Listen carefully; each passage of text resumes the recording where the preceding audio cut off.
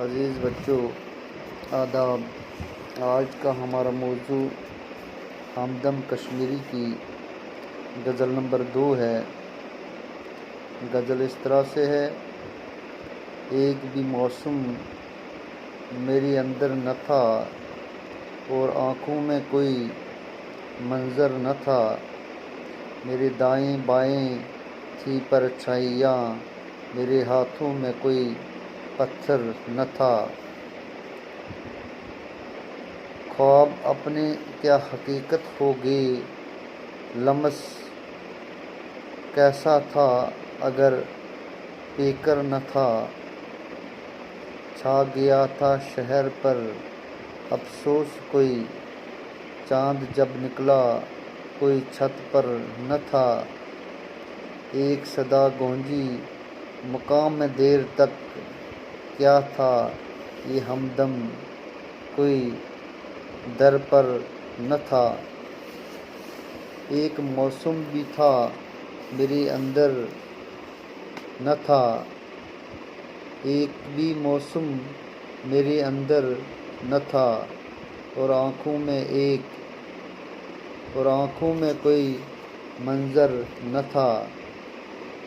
ہمدم کشمیری زندگی کی اداسی اور ویرانی کا ذکر کرتے ہوئے فرماتے ہیں کہ میری زندگی میں کوئی بھی دلچسپ موسم موجود نہیں ہے اور میری آنکھوں کے سامنے کوئی دلکش منظر نہیں ہے، یعنی خوشیوں اور امنگوں سے محروم زندگی کی ویرانی کو منفرد انداز میں بیان کیا ہے۔ میرے دائیں بائیں تھی پرچھائیاں، میرے ہاتھوں میں کوئی پتھر نہ تھا۔ ہمدم کشمیری اس شعر میں فرماتے ہیں کہ میں چاروں طرف سے پرچھائیوں سے گھرا ہوا تھا، یہ خوف، ظلم و ستم اور جبر کی پرچھائیاں تھیں، میں انہیں دور بھگانا چاہتا تھا لیکن میرے ہاتھوں میں انہیں مارنے کے لیے کوئی پتھر نہیں تھا۔ شاعر انسان کی بے بسی کا اظہار بڑے لطیف پیرائے میں کرتے ہیں۔ خوف اور خطرے کے عالم میں انسان بے بس ہے اور اس سے چھٹکارا پانے کی اس کے پاس کوئی تدبیر نہیں ہے۔ خواب اپنے کیا حقیقت ہو گئے، لمس کیسا تھا ایک پیکر نہ تھا۔ فرماتے ہیں حامد کشمیری کہ اب تو حقیقت میں بھی خواب کی جیسی صورتحال ہے۔ خواب میں ایسا ہو سکتا ہے کہ کسی چیز کو انسان چھو کر محسوس کرے جس کا کوئی وجود نہ ہو، لیکن اب تو حقیقی زندگی میں بھی ایسا محسوس ہوتا ہے، یوں لگتا ہے کہ وہ کوئی وجود ہے جو میرے دکھوں اور مصیبتوں کا مداوا کرے گا، لیکن یہ محض وہم ہے۔ سچ تو یہ ہے کہ ایسا کوئی وجود ہے ہی نہیں جو سچ مچ میرے دکھوں کا علاج کرے۔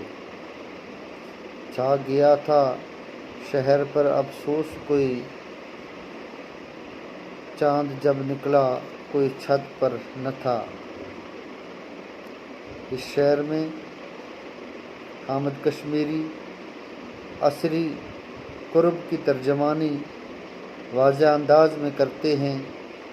فرماتے ہیں کہ چاند نکلا تھا لیکن چھت پر چاند اور چاندنی کا لطف اٹھانے والا کوئی موجود نہیں تھا۔ چھت پر چاندنی کا مزہ تو جب اٹھایا جاتا تھا جب شہر میں امن و سکون تھا، اور خوف و ہراساں نہیں تھا، لیکن اب تو شہر پر نہ جانے کیا جادو ہو گیا کہ زندگی کے آثار رہے ہی نہیں۔ اب خوف و ہراساں کی وجہ سے چاند نکلنے پر کوئی چھت پر آنے کی جرأت نہیں کر سکتا۔ ایک صدا گونجی، مقام دیر تک کیا تھا یہ ہمدم، کوئی در پر نہ تھا۔ حامد کشمیری عصری قرب سے بھرپور اس شعر میں اپنے آپ سے مخاطب ہو کر فرماتے ہیں کہ مکان میں دیر تک کوئی چہکتا رہا، بظاہر تو دروازے پر کوئی دکھائی نہیں دیتا تھا۔ یہ شعر بلکہ یہ پوری غزل کشمیر کی حالت کی ترجمانی کرتی ہے، اور دروازے پر کوئی موجود ہونے پر بھی گھر کے اندر چیخیں گونج رہی ہیں، لیکن کوئی سننے والا نہیں ہے۔